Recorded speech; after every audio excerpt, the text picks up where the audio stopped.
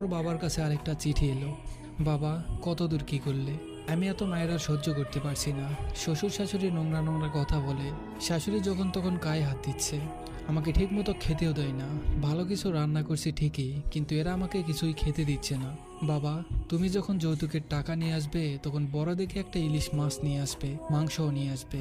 এসব এখানে আমি রান্না করি ঠিকই, কিন্তু খেতে দেয় না আমাকে। বলে বাপকে বল কিনে আনতে, তারপর খাবি।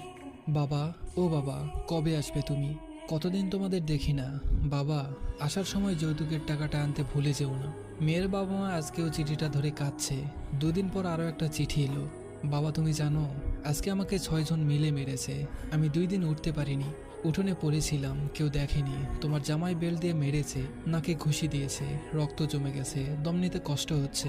দেবর আর ননদ ধরে রেখেছে, শাশুড়ি মুখ চেপে রেখেছে যাতে চিৎকার করতে না পারি। আর তোমার জামাই শুধু